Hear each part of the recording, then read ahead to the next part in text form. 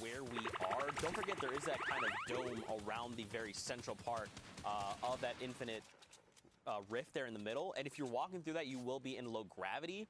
So kind of navigating around this can be difficult, right? Like if you're jumping, you're going to be a huge target, right? Because those arcs are very easy to track.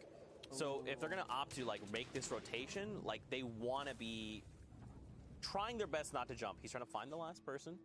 Oh. Yeah, and he was actually using the strat where you go in the water and you kind of aim your camera up, try to see if you can, you know, single out this player, see if you can catch those pixels. He was right, like he was spot on, but Yoinkmeister kind of slid just out of that range, and he knows he's nearby. He saw him for a second before, so I guess he's figuring now, like, oh, there you are, buddy. Got behind the wall there, and oh man, he was so kitted out. Legendary AR, legendary shotguns. It's going to be a big upgrade for this trio right here. And now here we go, man. The circle's moving. Oh, they need to get themselves in. They're going to go with the launch pad up and out. So that's a slow pad because of the, you know, rift effect from the zone there. I love what they're doing here. They're going to mark up this rock. This rock is indestructible, so they can actually kind of poise up perfectly just beside it here. That's going to set them up real nice for another zone. And they're in the middle. There's a good chance they'll get this next half in and half out zone, being that they're dead center right now. Yeah, and I mean, in some instances, it's like, why did you burn a launch pad there to kind of get this rotation? But don't forget that it is low gravity, so it's going to give you like a higher arc, so you can actually get a little bit farther. I like that they did it. I hope they have a follow-up launch pad, but they do also have, you know, other utility items in their kits. We'll have to see how things go for them a little bit later on. Don't forget, top 12 is when the first round of placement points get divvied up, so we're just over halfway there.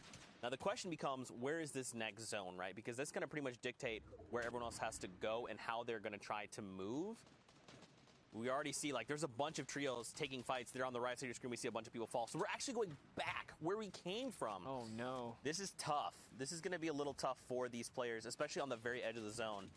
The ones that are kind of already there and established is going to be better for them, but we'll have to see how they make do. Hyped, though, he's going to find himself quite a bit of loot. He needs that shotgun, too. He's only got a blue tack right here. He is going to catch the edit, catch this player off guard, though. And it's Nox has Donuts who gets taken out right there.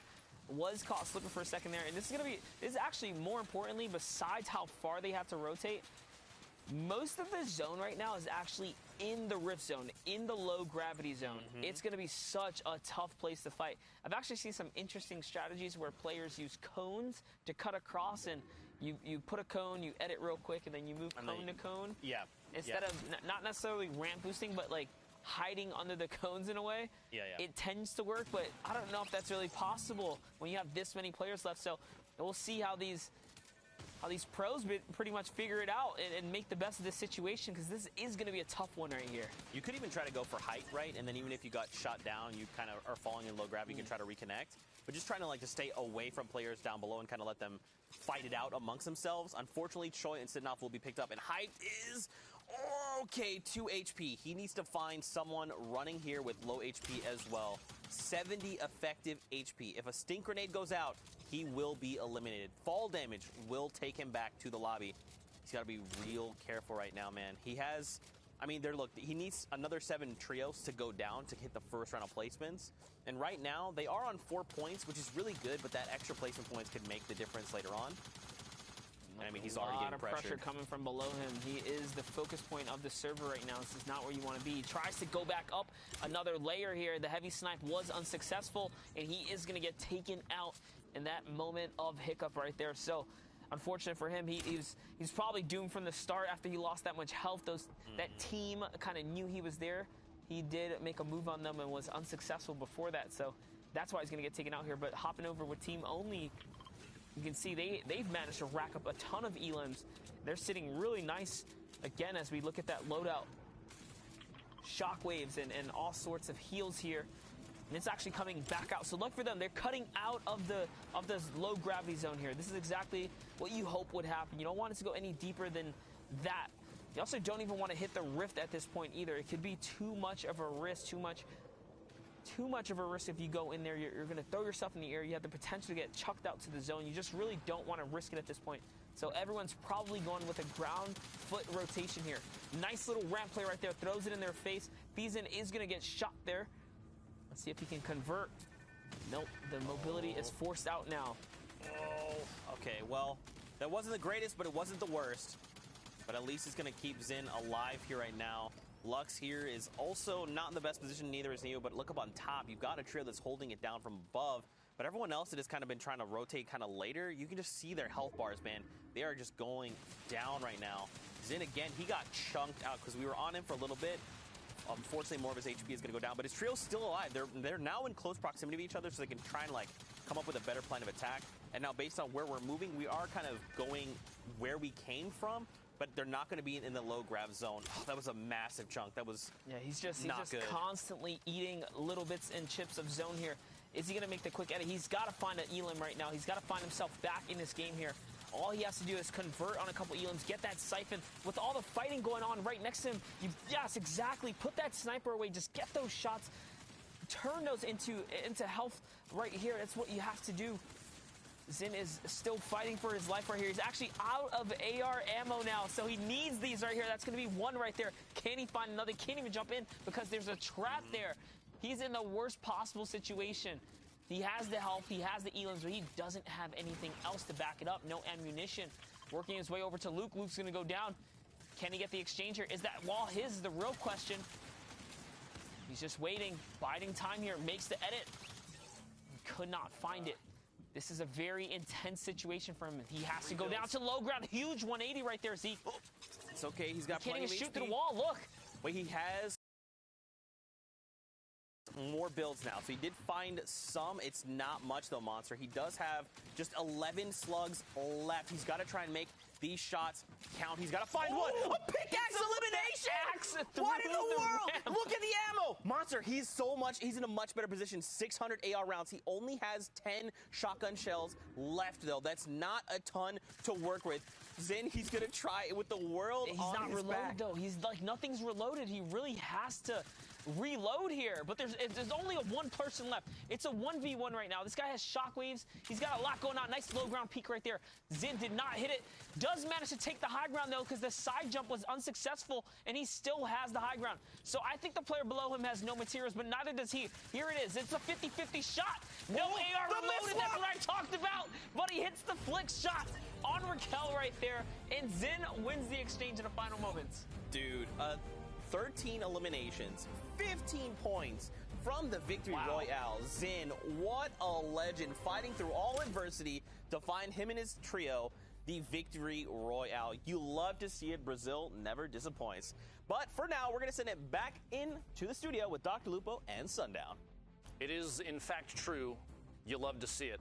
Now that we have these games rolling, Brazil, game one down, this heat, and we want to take a look at the leaderboard just to see, after all of that, where everyone stands. You have to remember there's 6 games queued up, Sundown, so this is only the beginning of how things are going to roll out, but the leaderboard, obviously, always relevant, always important, and always poignant, you know? It's one of those things. You got to keep track of everybody, right? At every stage in the game, particularly when it is 6 matches, you have to know where you're standing within the rest. And we'll see right here off of the top, it was that 28 points, the Victory Royale, plus the 13 Elims, capping it out there from NYU, Luke, and PH Zin. So very well done from them there.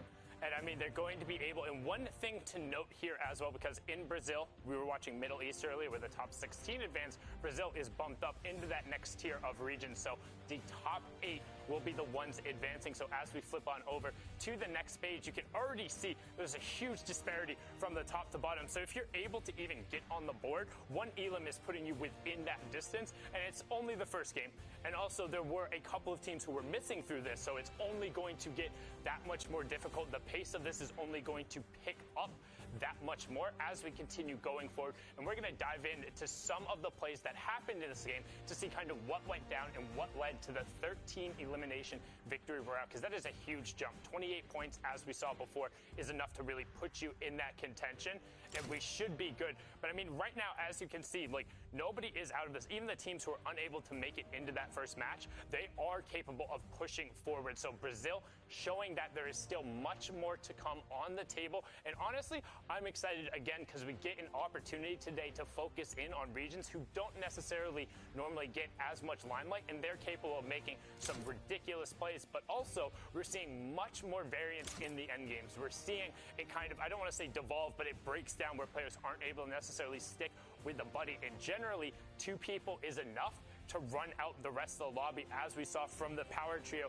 in Middle East. But even now, if it's just going down to a solo situation, can you imagine the Discord calls when you're the one to clutch up, when you know, hey, there's 4 people left, and all of a sudden you win a 1v1, you win another 1v1. I mean, I get pumped when I win a regular arena game, like, let alone the fact that these guys are sitting here in the finals and watching a run like that. These are some of the most competitive games we've seen. Even referencing back to the World Cup, you have to realize that there's a big difference between what we've seen now, because it's trios. It's a different situation. It's a different set of players and just a different play style in general. Now, I do have a question before we jump into these replays. Sundown, during the World Cup qualifiers, we saw Brazil really show up with highly aggressive gameplay. A lot of those players were dropping really high elimination games.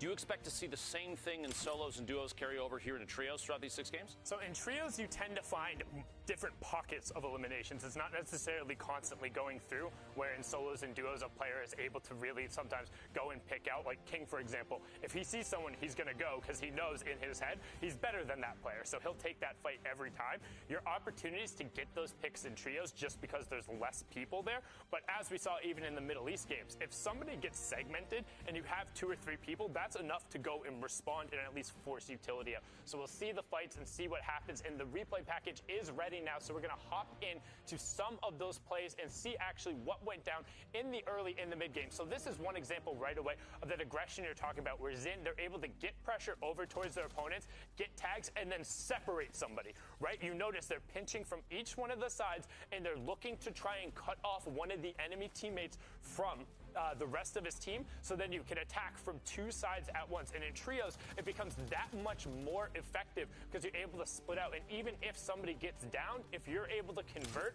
the pressure then is on the opponent to try and chase. Now you can see Gonlias getting a good edit and then dropping the pump shot through to help out with his teammate, putting the fish stick skin to good use, and then following up with really good rifle support to make sure they're getting the shots over there. I mean, that is what you want to be looking for, making sure you're backing up your teammate, and that's kind of the team fight situations you talk out. Now, Riquelme getting a good angle with that suppressed SMG. You're seeing a lot less of it now that the tack has been back, but he's able to then rock it out with the great tack, picking up a number of elims there, and then consciously deciding to go up a level, knowing he has limited mats, but elevating just up 1 more and allowing him to pick up a number of elims and push into a better situation. But unfortunately, a little bit lower on mats, is forced to drop down and enter into the fray, as you can see here.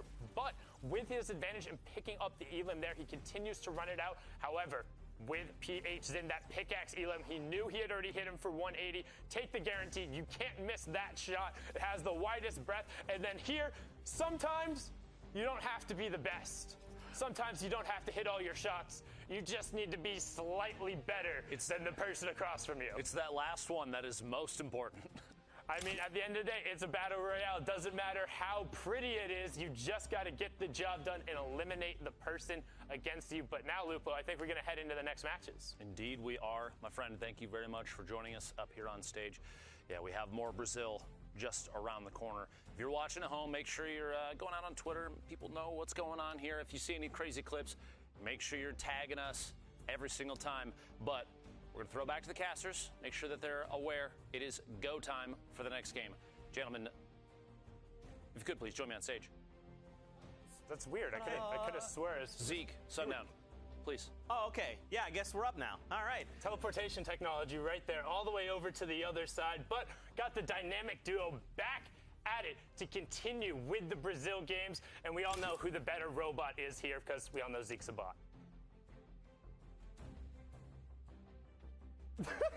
I'm sorry, no, come on back out. He definitely does a better robot than me, and that's all I'm going to say there. But after, what were your thoughts on the first match? I really enjoyed it, man. I love watching Brazil. They are just so incredibly aggressive and very technical. Edits, rotations, rifling skills, they bring it all to the table. I kind of touched on it earlier with Monster, but I still think we haven't seen their maximum skill ceiling. I still think they have so much more they're going to offer and show us over the next few days. And eventually, I think there could be an upset for the season champion. We have made some predictions, but I think there could be an upset. I mean, there's the potential there. We've seen the consistent teams going through, but match number 2 is ready, so let's get on to the battle bus, drop on in, check out those drop spots, and keep the South American action rolling down in Brazil. You You can see that bus pass coming through right now. The Meteor, also known as Tfue spot, and we are moving from west or east to west at a slight northern grade. And as you can see, Brazil Heat 1, game number 2. Thank you guys for joining us. My name's Sundown, and I'm joined here by RickMettaPro. Hello, it is me, RickMettaPro, the guy he is talking about. Great bus path here, though, kind of like just cutting across the map. Almost center, just a little bit higher of that middle point, which is going to mean a lot of these trios have a great descent onto their potential POI, or where they like to land. Now, looking off, we've already seen quite a bit of teams dropping there at Moisty Palms. I'd be curious to see what's going on over there. But, I mean, some of the big spots that we have talked about over the last few weeks as we've kind of head into grand finals are obviously Retail Row. We were talking about Paradise before it became Moisty Palms. And then you also have things like Pleasant Park, even here Salty, right? The Meteor, Kevin, wherever he happens to be on the day. You know, there's so many places that these trios have opportunities to land. I think obviously the big one is like Retail Row, right? Like that has the most opportunities for loot in the early game. I mean, we've seen what happens when teams are able to get retail to themselves and get spread right now over hanging out in Salty Springs with the only trio who's currently sitting up top at the 28 points. They are split across there, taking over the entirety of it with no contention. So they're just going to farm out, everyone getting up to the 150 builds they need, trying to find the shotguns and the spray weapons. But now over towards the Tomato Temple, just east of Lazy Lagoon, you got Suarez, Riquelme, Red Skull, and Knob, Zoea all going at it. Palermilix has already been taken down, so one Elam on the other side. They're trying to get whatever amount of mats you can, but in the early game, hitting metal and brick is not super efficient. You can see he's only hanging out on 5 builds there and in the low ground position, but Riquelme was able to make some great plays last game, and here he goes, building up on the high ground. Suarez also executing a pinch, trying to single out the player who's up top, who's immediately going to box himself in and just try to save as much time as possible. Some tags are coming through on Riquelme, but Zoea goes down. They're able to make it into a 2v2. The other partner covers. Great tack shots coming out from Suarez. Can he get the conversion? He does right away to get that one and get the siphon off. So now they've made it into a 2v1. That's the old dodgeball swing. He caught it and turned it right back around. And this gives him a huge advantage, right? Sitting on the 150 effective HP, and now it's a 2v1 like you said. So the question is, where is this last player? Looks like Knob is just quietly just trying to inch their way around. So there's actually a little jump up you can get to. I'm assuming Knob is sitting on it towards one of those sides where you're able to kind of hide yourself. No, he was hiding around the corner, and he gets picked up right there. A little bit of a donkey laugh going through, and he's going to toss the traversal emote on him as well. And what was that? That was a little, you know, when you like in that emote, you spin around, you put the hands out, you got to give him the Okay. There you go. But now we see kind of the first circle. It's pretty far, at least that's the way it looks. This will mean they have Tomato Temple to themselves. The question would be, did they pick up their card for their trio partner? I don't know what the best plan of attack for them would be, but for now, let's jump up to Kevin. We've got Twaco, Clipnote, and Nothing No Name. We've been seeing these guys pretty much over the last 5 weeks quite a bit. Yeah, so they were, I believe they topped the very last week 5. They're diving down on Kevin, trying to contest the block, but this Argentine trio is looking to play extremely aggressive. They're landing directly on this player. He's going to box himself up, does get some tags, but you don't do anything about that.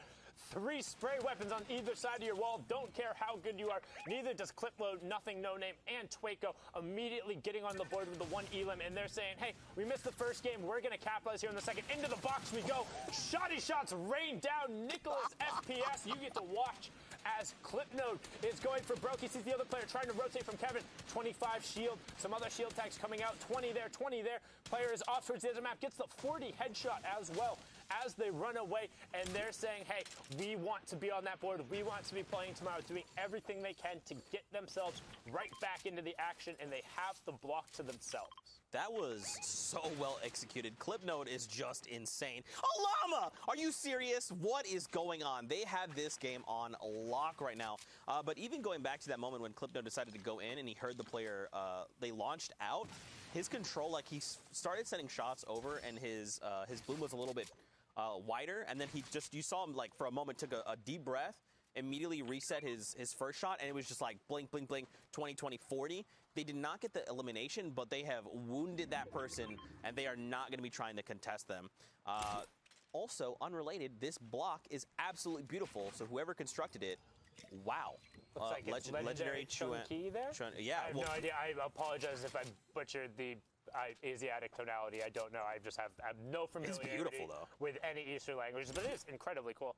Very well designed. Big fan of it there. And as always with the block, very dense in terms of loot available to them. So you can see now trying to check over towards the sides, make sure nobody's over there. They're going to double back over now and get complete control over the block. But there is another player who just looped back through. That might have been somebody going in for the cards. That is just the solo, and he's trying to disengage. But I promise you, there is no running from this trio. And yep, there was this Mystic trying to sneak back over for the cards, but no Sneaky Beavers in play there. Taken down and 3 points up onto the board. They said, hey, we're back in the game. You can't just get this for free. I respect it. You know, like if he could have actually kind of gone in stealthily and grabbed the cards, it could have potentially meant he would have rebooted his trio. But, I mean, this is nothing no-name clip note in Twaco. I mean, these guys have been at the top for very good reason, and now they're going to be able to cap off their math, and that's only going to continue to propel them forward. Hopping back on with the only trio, that's the way that sentence should be worded. We've seen quite a bit of this trio as well in the last few games. Xin, Lux, and Niu, they are unbelievable, and again, they've got this to themselves, right? They've got the Meteor, and this is pretty good for them. They have no early eliminations, which...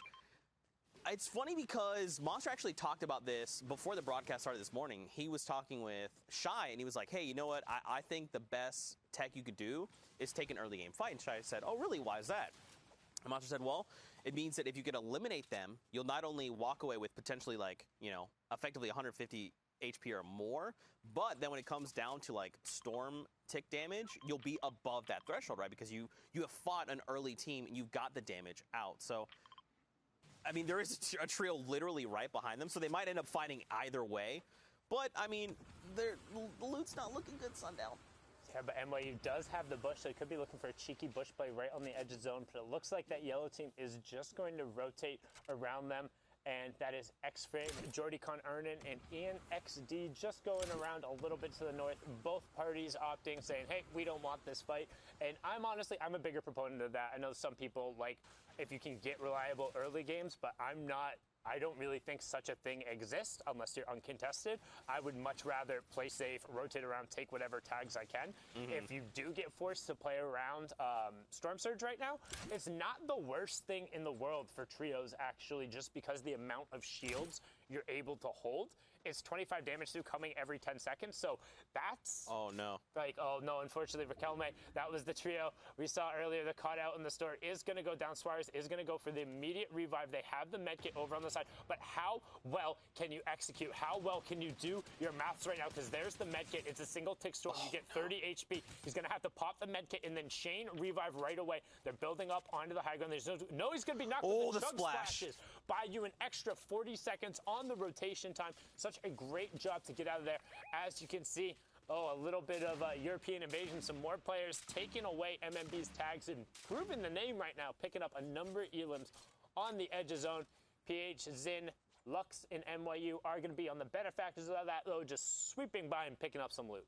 And they did have to burn their shield bubble there just to make sure no damage was going to come in from the GL, but it's all good.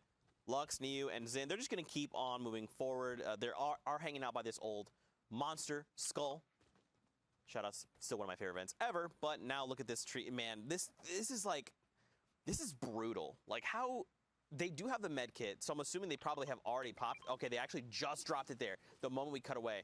So they don't have anything in the way of heals. Like there's a campfire right in here. Yeah, the wall. Yep, and they're right there. Actually just on the edge of zone. So you talk about RNGesus helping you out there, being a little farther away. You wouldn't be on the square for that, but now you are going to get some extra time. Pollard not necessarily stressing his health missing because he does have the med kit, but no extra shields coming through for him yet. The other two will heal up. So not horrible effective HP, particularly for the 3 elims you did get.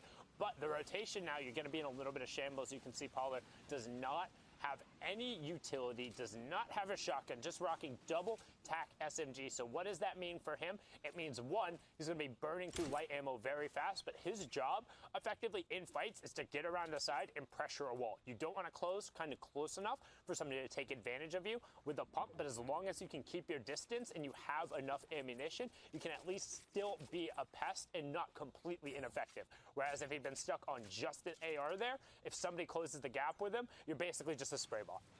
But I mean, across the board, look at all their ammo counts, man. It's barely, pretty much under 60 across every single weapon that they have. And the storm is already coming. We know they burned all their utility. Like, even here, their best play might be to try, like, some kind of cheeky grenade launcher ride. Like, I don't know how far the zone is necessarily pulling, but this is a run. But the one thing about Circle 2 is if you start right as the zone runs, no matter how far away you are from the edge, you will be able to close the distance away. That's the timing on it. And you can see a little bit of a ramp push there coming out from Pollard to keep his momentum, but it's tough when you can't necessarily always move in straight lines. He's trying to get every amount of distance he can, but he also doesn't want to burn his mats for that extra momentum. He has 44, so Shambles indeed does pick up a great tack as well, but nothing in the clip. They're rolling with the bare minimum right now. I thought I saw one of them had a single shockwave. Okay, Suarez has it. So, even look at the minimap. They're coming up on another trio, literally right. That is the trio that's going to gatekeep. But that trio is on top of the reboot ban right now, like just over the side. So I'm not necessarily sure they may not have anything. Reboot, right? Like you don't know what that. Yeah, you can see them rotating away from that right now and just getting themselves situated. So this could be a fight they're able to pick up, but like you have to go now. Yep. Like you can't rotate past them. Like you're going to be on the safe side of them. You can see over there. Nope, they're all totally suited up. They have plenty of shields. You're pushing straight into this. Storm is at their back. This is the definition of gatekeeping. If they know they're there, right now Suarez, Riquelme, and them are going to be able to have just a quick second to They know they're there. No, they haven't turned and looked yet. Yeah, Rigel, look, but Rigel got sniped right away. He goes down. Makita is able to find Suarez and said, no mas para ti. Picks him up there. Now Riquelme trying to get an angle. Does get the quick edit, but he's inside the zone. Wants to try and get as much effective HP as he can, but his opponent is popping the chug splashes, doing the same. He knows he's not going to have a ton of support. His other teammate has less than 70 effective HP. This is on Riquelme to make a play, but Makita gets absolutely bonked right there. A great trade out from Paler to able to put some pressure down, but now the minigun on the side, the stick is ticking. 45 HP, 35 HP, 30 HP. Storm at his back, being held, trying to find space to pop whatever bandages he can, but the bullets are still just rolling through. Riquelme goes down to the absolute wall right there. Pollard will be next, putting out those infantry rifle shots, but can't necessarily find an angle. It is all a question of time here. Bubble shield does drop for a little bit of defense. He can try and work with that. Throws out the shock trap, trying to just get whatever defense around he can, but honestly, right now, this is such an awful position. It's not looking great. And not to mention, too, with 25 seconds left, they need to start rotating away. There's also other trios all the way around them. I don't know there's much Peril can do. He's going to try and get some cheeky shots out. He's going to land one, but unfortunately keeps tagging the bubble, and they're going to pick him up. With 10 seconds left, they have to go. They have 6 shockwaves, though, dude. They're good. So that is honestly, that's a position that's really confusing because when you have overlapping bubbles, you can end up kind of dancing in and out of them and baiting people to take shots.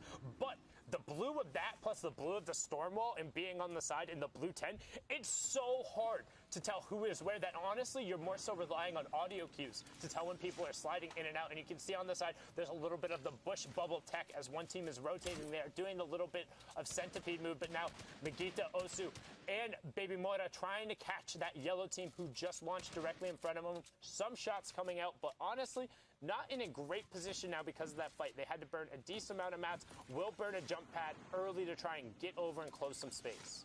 Oh, man, where do they land? They just saw the team on the right going up the mountain. They saw the team on their left. Look at this minimap. Just look how still dense this lobby is. 68 players.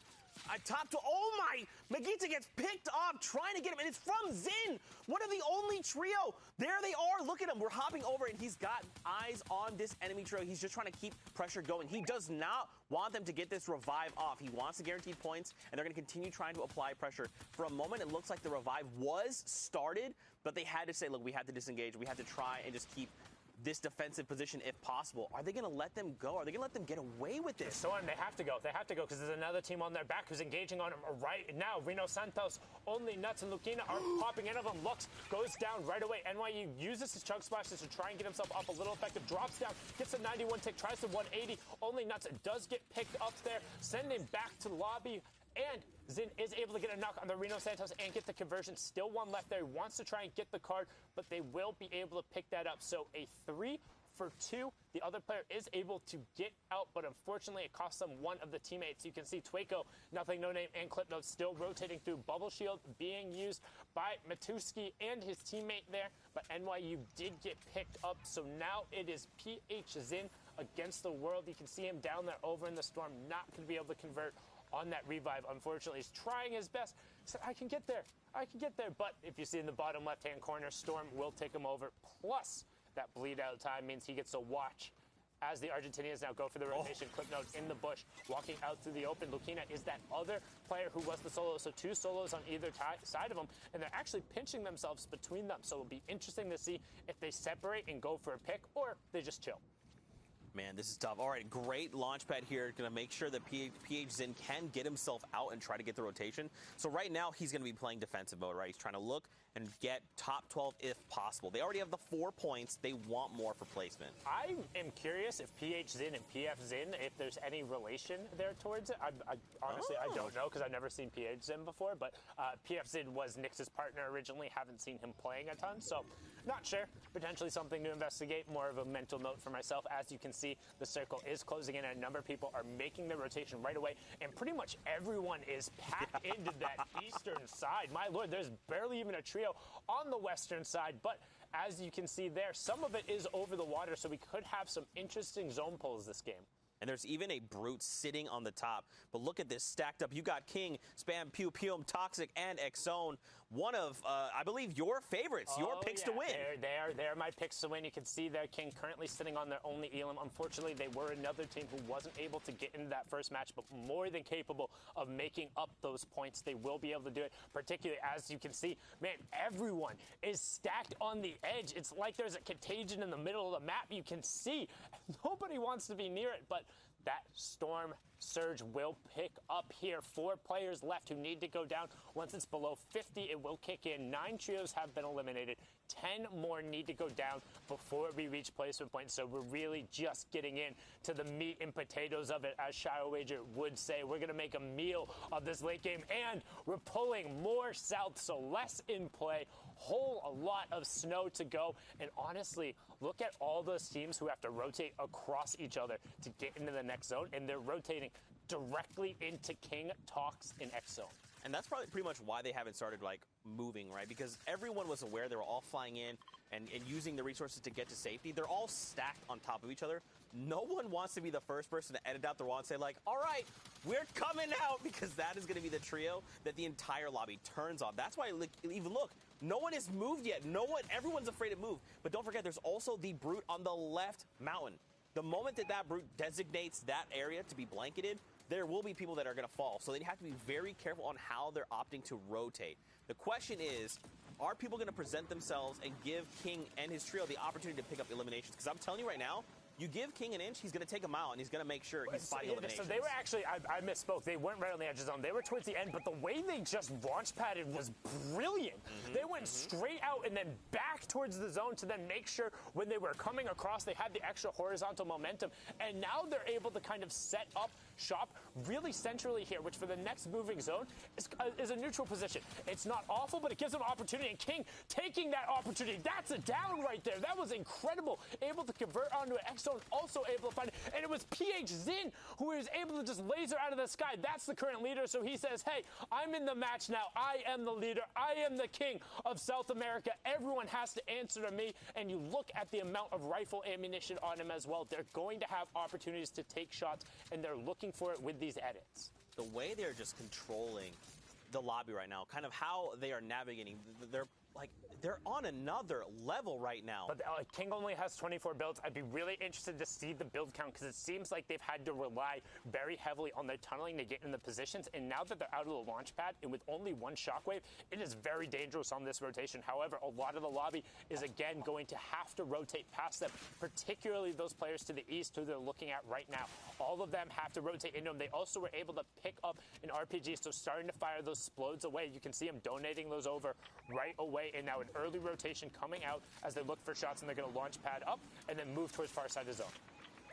Question is, where do we land? They're starting to mark a few things. They see a launch pad drop there, but I like gotta move. They have to move to the new launch pad. You have to move over towards that as everyone is going to go up because there is going to be another high ground rotation, and you don't have the maps to really go. King has 11 maps. He's going to start looking for aggro positions, and here it is. They take the wall and exit on the other side, but he's gone. He's gone. Shockwave out, so they burn that rotation from him, and they still have prio on being able to low tunnel. However, they don't have the maps to make it, which means they have to find a pick, and there it is with Pete going down, and they're able to convert that into at least 15 more maps. They're going to split those out. Somebody needs to give King something here. Otherwise, he's going to have to go aggro. But we're nearing our first round of placement points as another Elim comes through. That is 4 points going in as Lux and Trambala gets picked up by Zone. 10 mats. Here comes the Shockwave and a good Shockwave to pull King up, but he doesn't have enough anymore. Going to Shockwave himself back up.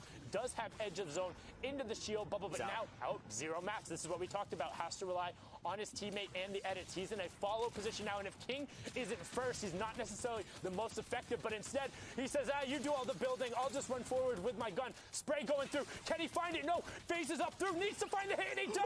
Gubu goes down. 50 HP. That was the siphon he needs, and he finds splashes. Gets the splash. Can he get back into the zone? The splash was everything he needed. Top 12 as well, so he gets the first round of placement points. Zone is also in front of him. 5 going through. King gets spammed. Pum goes down. Misses the round of placement, but does get that. Mongrel, Benji, and Mitro up top, but no, that is not them. That is Mystic.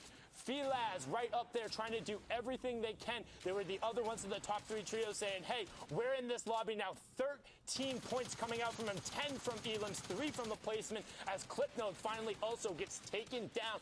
Everyone trying to channel their inner MMBB as they're in here, but right now the positioning is great, and honestly, you could have told me this is MMBB. I'd probably believe you. Covering the sides, looking down, finding the angles, a great job right now, pushing into top 7 and still finding more picks as Tommy 204 goes down. A great shot off of that jump, and I mean, they are making this look easy. They're just finding these incredible angles on players, and the way they're like just walking through, it is just they're just destroying every single person. I don't know how they're racking this up. Take a look, 15 eliminations already. They're now, keep in mind, they're only top 6. They're trying to get as high as possible. If they get the 15 points from the Victory Royale, they're going to jump up massive numbers. But take a look, they're trying to go for high ground. They see one player catch him, few shots go out. Jossman, that is fall damage, my friend. Goodbye. Top 4, they got that next round of placement, but they want the W. They want everything here. Top 3 now, but they're in a full 2. And we've talked about how when it kind of devolves down here, this is a 3v1. Pin him on the edge of the zone. Don't let him go anywhere. Get your full 4 points. Get your 34. 19 eliminations. 15 for the Victory Royale. They said, that first game doesn't even matter. We'll run it out. The top down could have had me convinced they were MMBB, but Mystic & Co. take home match number 2. Absolutely insane play coming out from the trio. But now I want to hear from another insane person. Let's send it into the studio with Shiowager. Yes, indeed, Zeke, Mystic, Nogs, Feebas, I see you. I see who you look like. I can see the relation. Very, very nice game for you. Let's check out the standing zone, see where you guys are at compared to the rest of the region. We'll see them up on the board right now. Okay, not a bad game at all, putting you all the way up. First Vic Royale as well, 19 Ilms, 34 points to catch up. But you can see the breakdown at the moment. 20 points ahead of the top 10. Just in second, 2 points ahead as well. So who's in second at the moment? The only boys as well. also with a Vic Roy. So for tiebreakers, it will come down to elims, I believe, and then some more after that. So a very close race at the top, looking down all the way through, maybe even at the second page. For now, we'll see what's up. So we have Mystic, Feebas, and Nogs at the top. Looking at the second page, a notable trio as well, Clipnode, Twaco, and Nothing No Name. We've seen a lot of highlights of them in the 5 qualifying weeks. They're sitting up at 13. They can still catch up if they have another pop-off game with a Victory Royale as well. So right now, very early, anything can happen. Looking down the list, all the way down to 5 points to be up near the top 20. It's still very early in the process. We'll see how things pan out the more games we can cast over. Let's check out this most recent game and see how these guys kind of embody the personification of the EU King Trio in Brazil. All right, breaking it down, we're going towards a mid-game / early game fight in the first zone. We see Suarez coming up from the top, once again taking lessons from these guys.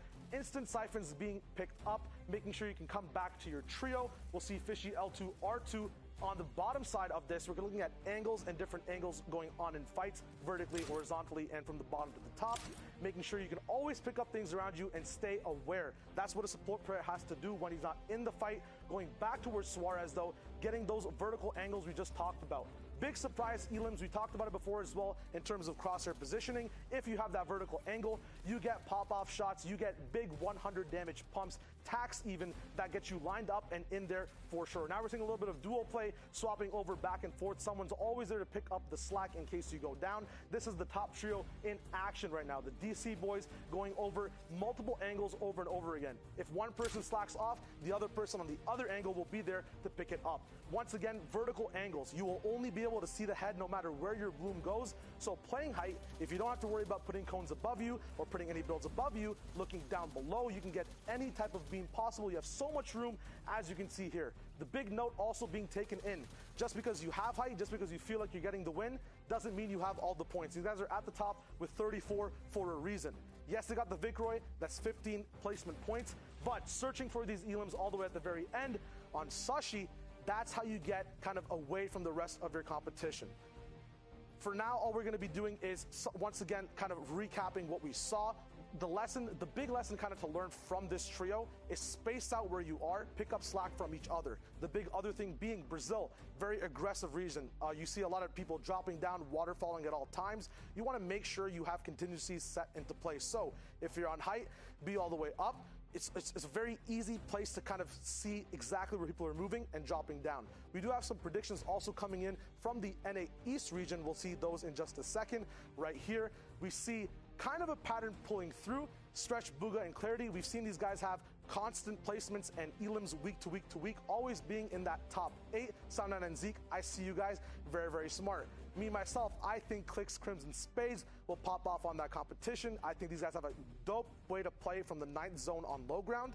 And then Monster D-Face, Sav, Zay, and Zypha, it's a very safe pick to have, very smart pick as well, because these guys are very experienced and have new blood that can actually take them to the top as well with a dope clutch factor. And then Lupo, the Aspect, Animal, Bucky, consistent trio. Smart pick there as well, but once again, if these guys all have that quality of sharing height, who can be at the top in-game and then be on the top of the leaderboards post-game as well. So it's going to be a cool thing to see. NA East will be coming up. Brazil for now, once again, to wrap it up and put the perspective on the horizon. It's all about controlling the aggressiveness. It's all about knowing exactly when to drop down and when to pick up for your team.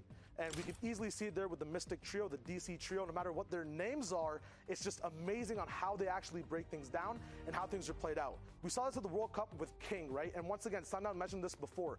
You can go in and watch these other regions and actually pick up on all of this stuff before it actually happens in-game. So doing this, learning these lessons are dope. Right now, though, next game coming up, Zeke and Sundown. Take it away, cast us all up. Man, I just love Shy so much. Just the way he breaks down things is like incredible. I mean, it's incredible. I've been a big fan of him for a very long time. As I said, both him and Baller are two people in particular who like breaking the game down at an analytical level. But also Zeke, I don't know if you see kind of in that top right-hand corner there, NA East, Heat 1, Game 1, dropping on in here. These are some of the best trios in the region that you guys all want to see. There's so many popular names and faces on here, and I mean, they are ready to go. And right off of the bat. You can see in the background, we're at retail row, and there's nothing free here. Colorful has a bunch of zombies after him, but it's not zombies. It's the pickaxes coming through, able to pick it up there. Fernando is going to grab a revolver and try and do everything he can with 3 builds. There you go. Pickaxes coming out, trying to get the defense. Sicko goes down with a tap, able to find that one there. Colorful does get picked up on, but Davon is able to get another one. So Colorful still down over there. They want to be able to get it and get that revive back up. Zombies are there. Davon is going to be able to cover him, but Cube Fiends won't be able to take that one away. A quick 2 points going over, and Fernando, great work with that revolver there on those 2 shots. However, I mean, player also didn't really have a weapon. Yeah, I mean, they were trying to, but it was still a great shot, right, to be able to dome him and drop him. Tendons is here by himself. They've got eyes on him. They're going to try and pick him up. He's going to run back inside one of the buildings here.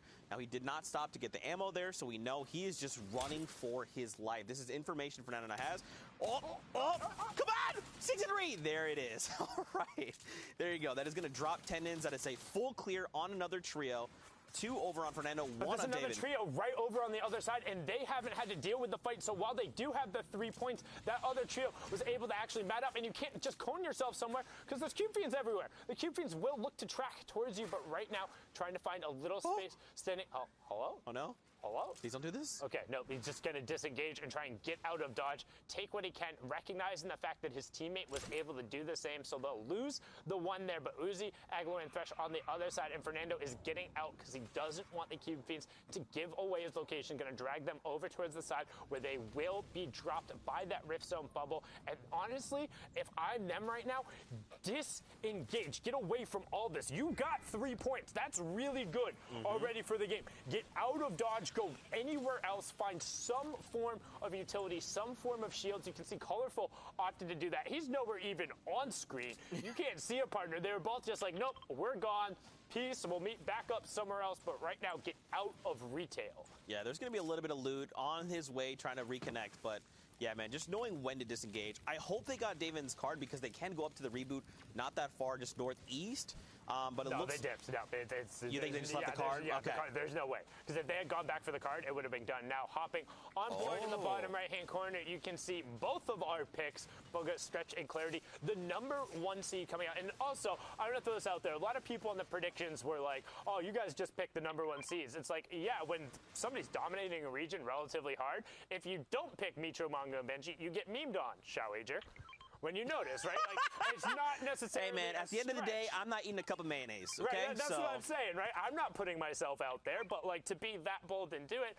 However, I do want to give a shout-out. There was a esports statistician who ran simulations for each one of the heats going through, and there were a couple that were very definitive going through.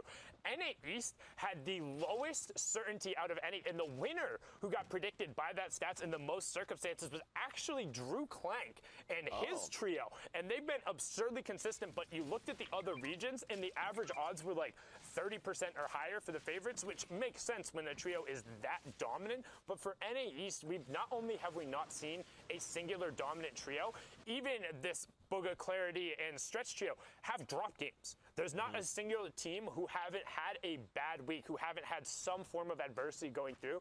And what that means to me is there's a lot of room for people to be able to step up and make a name for themselves right here. Whoever is the first season champion out of NA East, that's huge because as far as I know, it's all on the table. Any single person can take that, and that is massive bragging rights. And what is like, I think it's the second biggest region or somewhere near that, like right behind Europe. Like, it's huge. Absolutely. And right now we're hopping over to Sunny Steps. Looks like Diddy, Dankline, and Code Ape are trying to find this team and isolate them as quickly as possible. And they are going to be inside this little Aztec temple trying to keep themselves safe. But, I mean, they must not have much of anything in the way of loot. That's why they've just kind of confined themselves down below.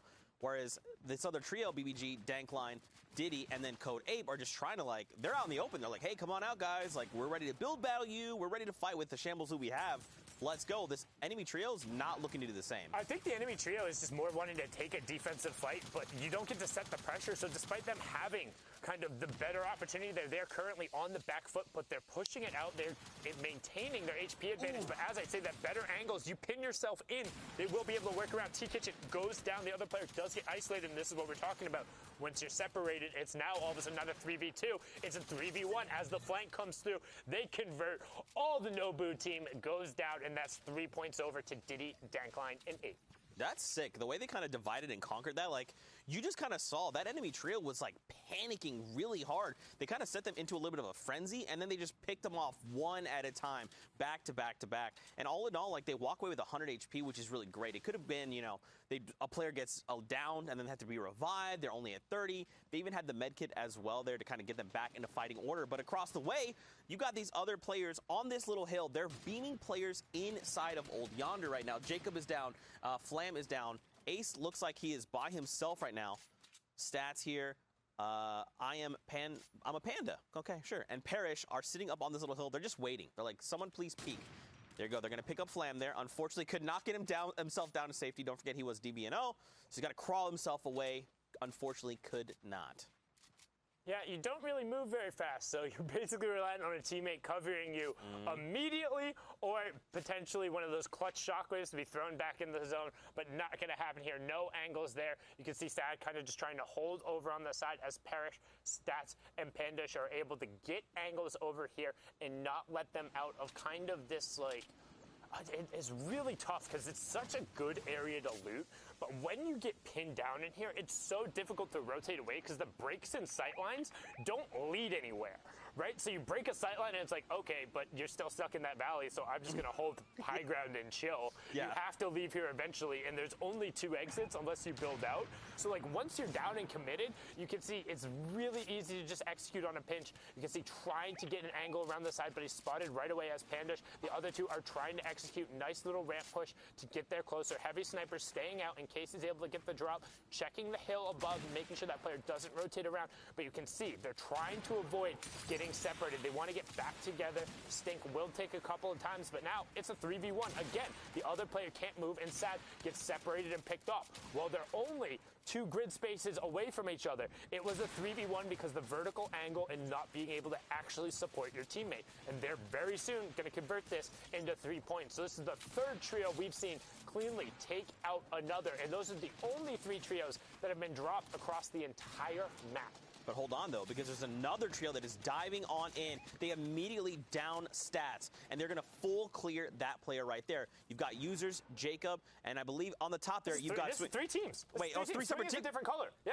So Jacob and User and Swing and Keox are up there, and he just got down. So now Parrish is all by himself. Parrish is going to try and double back over. They do have about a minute and a half before the zone moves, but Swing, Keox, and Asperity now have angles to pick this up. Pandish is going to go down, and this is what happens if you get stuck in a fight for too long. You have to be quick and execute, particularly if you're on the edge of the map, because somebody will be coming by. Stink does force the player to move. Shockwave is burned. Keox looking to find it, finds Users on the other side, and now all of a sudden they become the benefit of pinching in down here. They're up to 3 points. And that, again, just goes back to those sightlines, right? Like, once you isolate those players, there's only one way they can come back out unless they sit there and, like, beat a wall down, and then you know what they're doing. You can isolate them. Well, and this is quite literally what we just talked about. They had committed to try and go for the pincer, but the second they committed to dropping into the factories, another team took over the high ground position. Well, 2 teams on either side, and now, again, you're just stuck. You can't get out of there. You have to resolve your fights, but as you're resolving your fights, you're getting third-partied by someone else. It doesn't even need to be a mech in this problem to be problematic. Like, they just take it out right there, trying to find the heavy snipe. That player is gargoyling a little bit. Swing is going up to try and loop up with his teammates, and they're going to force Parrish away, but now the hunt is on. I mean, do you really want to chase him into this jungle of builds, though? I don't think it's worth it. I mean, the Storm is about to start moving here in 10 seconds. Now, keep in mind, it's only Storm Circle 2. It's not a ton of damage. But, like, is this guy carrying something that worth it? Like, the Shockwaves, sure, but if he's going to burn them all, He's a point. That's fair. I mean, at the end of the day, that point could separate you in tiebreaker, so you got to try and go for it. Now, Parrish is just trying to get himself away, looking at the loot. He's got quite a bit of AR, a half shield. I mean, so now he should just be trying to be annoying as possible. Force these guys to make a decision. The Storm is on their backs. They have to move as well. You know you're not supposed to win here. So what do? Spend as much of their time, try and get them to rush and make a bad decision so you can get a 1v1 and force them to burn resources. However, not able to stall out enough. The rest of his team is going to have to wait back in the lobby, and they're able to pick up 4 points. And now they have all the resources. Like, yes, you don't necessarily want to chase him, but they already had a launch pad. He was carrying an extra one. They have contingency plans to get out. And on top of that, even if you just leave with 4 points and you need to rotate through, campfire, 15 bandages, 4 chug splashes. They're good. They're chilling. Yeah, they're chilling. And looking at the bottom of the right of the minimap, man, there's no one else. I mean, there's and no they're one good around. too. They're on the near side of the zone. Like we weren't able to see the full minimap going on there, but because they are on the near side, you can see they didn't have as far to go. The zone is pulling more towards Fatal over there. It's Fatal maybe like a top of Salty Springs. Which means that being on the near side, you have much longer to rotate since the circle has to go less distance to close, but now in a fantastic spot. Tons of white heals, 2 launch pads, great loadouts in terms of mid-range weaponry, and they all have shotguns, so can't really complain. And a heavy sniper as well, lots of playmaker ability. And Osperati also has the 2 bubble shields, so very defensive oriented. But the fact that you already have 4 elims means if you can get into the late game with the heavy sniper, you can take the opportunity to take picks. I mean, they're looking for it right now. But he stopped. That player literally stopped for 1 moment. They probably should have tried to take the shot. But keep in mind, there are 2 heavy snipers on this trio, so they can make something big happen. But I love that you said that's enough, because that's literally all I have to do, right? Like, just chill. Literally hug the ends of the zones, make these really safe rotations. You've got the defensive loadout to help you get there. Just make it in, play for placements, and just pick off stragglers as they're trying to get themselves to safety. But now, across the way, just in front of them, you've got this other team, ESOF, Physics, and a Scoped. And if you look in the bottom right-hand corner right now, there's 1, 2, 3, 4, 5, 6 trios with that other trio just rotated through coming in. 1 trio is currently engaged. You have Eclipse, Dubs, and Mega all hanging out in the middle there as well, currently getting stinked. Nade also came through. Dubs has no health, dropped down immediately to 20 HP. Scope trying to get the pressure in. Exoff is able to pick up Dubs before the disengage can come through. There is still another stink there, but he's just trying to push up, wants to knock down and try and own the wall, but however, they're getting harassed from the sides. You see him covering there, now trying to execute on the pinch, gets the wall replaced, pushes through for another one, trying to find an angle, can't quite get it right now as the disengage does come through, and they need to be careful because Physics and Scope got beamed from the outside with less than 100 effective HP between them. They're going to have to go through those bandages, and you don't want to be sitting on 75 effective HP. That is a single infantry rifle headshot. That is all that is. That will take you down. You will get one tap. You'll be like, what happened? Oh, right. I had 75 Infantry health. rifle, yep. I mean, look across the way. You've got the 2 players on the left. Like, these guys have made so much noise. Just watch the way these triangles on the minimap move. There is a team, I believe that's TJ, Boyle. They in the box! Inside the box with a crazy shockwave. Mega goes down. Physics trying to follow it up. And there you go. They immediately find Mega. Scoped is down, though. It's Eclipse against the world right now. Eclipse trying to do everything he can to clean up the trios. No, he peace. Bye. He's good. Wow, the offensive play to say, you know what? We dropped Dubs. We know it's Mega. We know it's Eclipse. Let's just go for it. I don't know if it was intentional to go into their box or if they were looking to rotate and get caught. I want to give them the benefit of the doubt and say it was an intentionally aggressive play, but at the same time, if there's a trap, like, you don't know, right? Like, That's true. Maybe it's just the difference in me being not wanting to charge headfirst into somebody's box, but these players are also infinitely better than I, as you can see, getting all of the loot, getting out from their, I don't want to say complete shambles, because they're still struggling in terms of shields and ammunitions, but slightly better and not necessarily threatened now on the rotation. If they're just able to inch forward a little bit, they should be able to get clear. There's also a driftboard there, but doesn't look like there's any bubble shields, so just going to opt to hoof it. Yeah, man, we don't forget, at top 12, we get the first round of placements. Just over half the lobby has to go down before we get there. And now we're about to hit Storm Circle 4. But look at this. Watch this minimap. Just take a look at how people are spread out right now. It's pretty even keel. It depends on where we go from here. Are we going north? Are we going to the east over to Moisty Palms? I think that would be... We're going center. You're going dead center? We're going to go center map again. I'm calling it right now. I'll give you that. Slightly off. Slightly off center. That's good, though. I'll give you that. I said center, but I'll take slightly off center there. Now, the real question is, where do teams post up here? Because in Storm Circle 4, the next one is half and half out. So typically, in Storm Circles 1 through 4, you're looking to get, or 1 through 3, excuse me, you're looking to get as central as possible. 1, to avoid action on the edge, and 2, to have a better opportunity to land zone. However, with Circle 5, you want to be towards either, you have a decision. You either be central for a more consistent rotation, but know you'll need to move at some point, or you go to one of the edges and hope you pull zone and are able to use recycled utility or your own utility to get through. And right now you can see Boga, Clarity, and Stretch opting to hold edge of zone. 0 elims going through 4 big pots in Stretch's inventory right now and plenty of builds. So their job right now is to look for shots. They have plenty of shields. They have a regular sniper hanging out right there. The Bolt able to find some picks through and a decent amount of medium weaponry. You see Bugga looking for some toes, trying to do everything he can to get some tags going on. But right now, overall, playing safe, playing for late.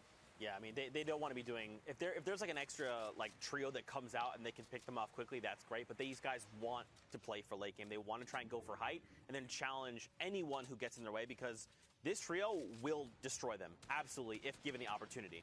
Yo, that wildcard variant's low-key sick, though. I think that's the first time I've ever seen somebody rock that in-game, but the black with the pink on it, I like that. That's nice. I mean, yo, there's some dope skins. There's some dope skins in the game. I mean, particularly just me in particular, for, like, any game, I'm not super huge on cosmetics. Like, I'm more about, like, is the game fun to play? Do I enjoy the gameplay mechanics? Like, all of that. But then every now and then there's ones that catch my eye, and I'm like, oh, that's pretty. As Bugga is catching the eye of this enemy team right here, just able to lay down some shots. Trevi does get knocked, but not quite able to convert over onto it. Jamper is able to pick up Sihu there, and I mean, some good shots coming through. This is that suppressed assault rifle coming out. Apologies for that long S. Sometimes I whistle my S's. It's unfortunate. Long S, yeah. That happens. It's okay. Everyone speaks differently, and that is okay. Look at this. Across the way, though, Dankline is going to go down. Diddy is not in much better situation right now. Yep. There you go. Sebi, Damien, and Kez are going to look to close in. So, I mean, if you're Bugga, Stretch, and Clarity, you could potentially look to pick them up because they're so close. Unfortunately, Tuxi's going to go down. Poach and A1's Nuts going to be by himself, unfortunately. And, I mean, they have, like, a pretty decent loadout, all things considered, but they have the attention of the entire lobby right now. Like, they're just trying to make sure they can pick up these eliminations. Yep, and Poach did the intelligent decision, said, nope, I'm out of there, recognizing he was on the edge of zone and had 3 different teams look at him. Sometimes when you're in that position, oh, he pushed in the box. He's able to find 1, 2, 3, gets Ziff going down there. A great job by Poach. Really, really experienced and clutch right there. Knew he was able to get away from his teammate, finds a player, and Ziff had pre-edited that wall, and because it's down in the ground, he did not have the composure to able to pick that up. No teammates around to help him either. He got abandoned, and Poach made the clutch play to pick that up. So from being pinned by 4 different teams to taking advantage of that situation and keeping himself in the match, and now also enabling him to potentially go make more plays, trying to find the launch pad over there, making the heads-up play to get the long rotation. So burns 1 shockwave, but he's guaranteed. And look at the people in the sky, Zeke. That's that far side of zone rotation we were just talking about. Poach, however, able to find a little bit of real estate and post up. 19 trios left. I mean, this is pretty good. We see Fernando there being picked up. We saw him a little earlier on. Now we're going to check in with another trio, Macwood, Zexro, and Young Calculator. This is, I know, a trio we've seen quite a bit of. Right now, 4 eliminations, which is pretty good. Loadouts looking, it's, I don't know, borderline shambles. You know, it's fine. It'll get the job done. I like this loadout. As long as, like, if you have an AR and this distance, you're guaranteed to be getting at least a 30-plus tag. Snipe is good for peeking. And I actually really value having white heals and just raw HP heals in the end game. So the fact that he is able to have any amount of chip or storm damage, or if it goes to a heal off, Macwood's going to be in a slightly better position. And this is one of the top 3 trios in this heat. It is Bugga, Clarity, and Stretch, Calculator, Macwood, and Zexro, and then Mega, Dubs, and Eclipse. We already saw one of those trios be brought down to their very knees, but these other 2 seem to be thriving right now. 5 elims hanging out on Calc, Macwood, and Zexo. And, you know, Calc actually said he was disappointed I didn't have him as their straight line prediction. Well, here's your opportunity to change that right now. Show us something. Show us something, young Calc. Look, I think anyone could win, right? These picks are just... Yeah, it's a battle royale, Zeke. Anybody can win. Thank you, appreciate that. Even you sometimes. Not even close. Anyway, I think anyone can win, right? These predictions we made are just our predictions, what we think. But right now, we're going to see this trio be sent outward. They have the shockwaves. They try to go for the play. They're a little bit separated, but just kind of like where they're fighting right now on this hill, it's going to make things a little bit difficult, right? They have to try and reconnect if possible, and Zexro is just... He's only on the 30 builds, and those builds are dwindling very, very quickly. So he is doing the lead tunneling right now. What's going to happen is as soon as he's out, he's going to double back, and him and Macwood are going to split. So him and Mac, because I'm assuming Macwood has been doing less of their building in terms of going through, it will transfer over now that Zex was the one who tunneled because he was in the lead. So they should look as soon as they have a second to reprioritize some mats over to him so he has enough in a situation in case he gets caught out. But now they're going to swap over the building responsibilities to whoever's at the max mats. You can see some of it being transferred over there. But Zex right now is going to swap over for looking for picks with this heavy sniper and being one. And as you can say, boom, Macwood now the one in the lead. Zex's job is to just cover whatever sides he can and look for picks. They want to convert and find some builds, and there he goes, able to pick up 30 in the box with another team. But Calc swapping over to show the other angle from it as Zex is able to pick up another one. Trap does go down. Thresh gets picked up on the other side and needs to make sure that trap doesn't refire. You have another half second. Good knowledge from Calc there as we also have our top 12. So everyone getting 3 points from the placement and a good showing right now from the young trio. This side of the mountain is going to be proving very difficult for these players trying to navigate. Aguilar, Uzi there on the right side of the screen. But look at this. Macwood, Zexro, and Calculator have kind of drawn the attention of the lobby as they're trying to just make their way through the tarps. We see players with their backs to the storm just trying to get themselves to safety, doing the best they can to keep their builds up. And right now, Zexro is down to 15 again, so we're going to see Macwood continue just tarping out. And that is our top 8. Booga and Stretch do end up going down, but another placement threshold going through. Clarity is cleaned up, so that trio is gone. The number 1 seeds and out, and now Zexro and Macwood have a great angle on the rest of the lobby. There is only one team slightly above him, and now they're going to turn the attention to him, dropping him down, and he gets him. Keox gets picked up right away. That's what happens if you're not double tarping, and they're aware. They saw you coming through. Great teamwork coming through. Another 15 builds picked up, so now Cal trying to go vertical, wants to check out what's above him, holding the edge of the zone as more players continue to drop. Top 5 coming through. Next placement threshold will be picked up as there's 10 players left in the lobby, 5 trios left, and you can see Mercy and H-Tag up on the high ground. Aguilar and Uzi with all of that retail loot hanging on the side. Zexro goes for the launch at the top, but he gets tagged over onto the far edge of the zone. Macwood goes down. Calc goes down. It is all on the back of Zexro, and you can see trying to not crouch, wants to avoid doing that. Is he able to find it? He gets Aguilar, but he gets sent out. Will he be able to get back something? Pop a bandage! Pop a bandage! Zexro, pop a bandage! Son, please! Wait, don't forget he has the double eliminations for the Siphon. It's going to come through. Aguilar He goes got down. third. Uzi goes down. 1 HP. Sundown. What? 1 HP. Zexro, you god. Yes. I'm getting up and walk away. This is all you. I'm out of here, dude. Later. That was very, very, very, very good.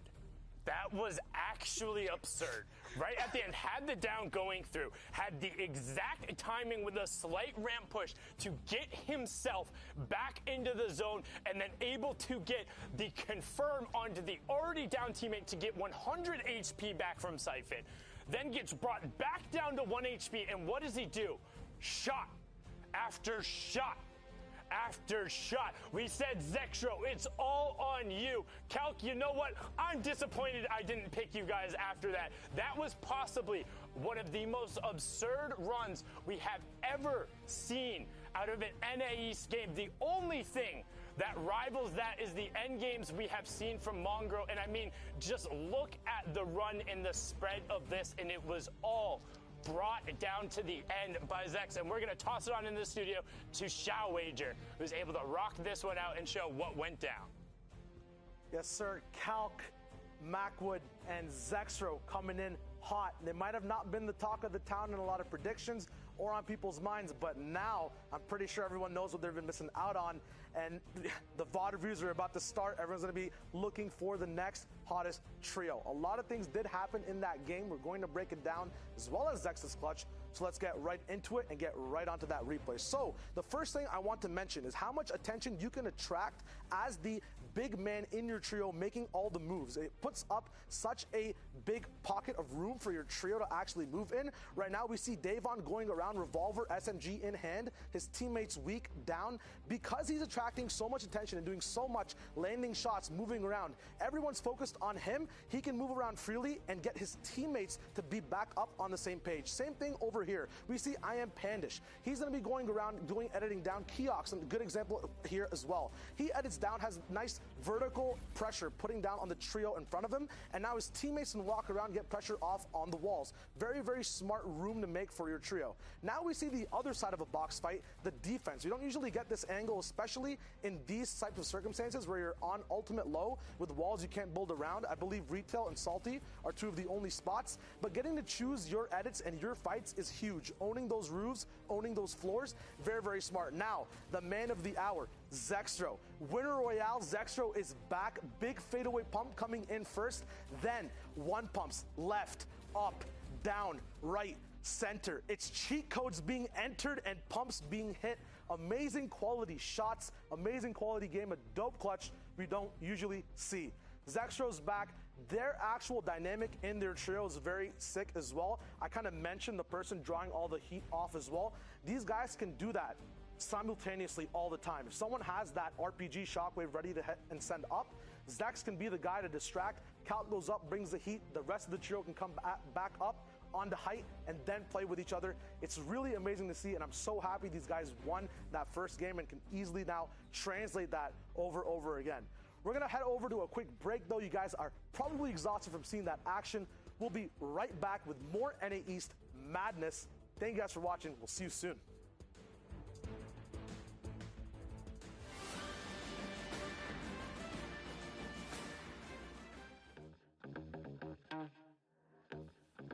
What's up, everyone? Sundown here, and we just wrapped up our first week of FNCS. We scoured through hours of gameplay to find the sickest and most clutch clips from each region. So welcome to your first installment of Plays of the Week.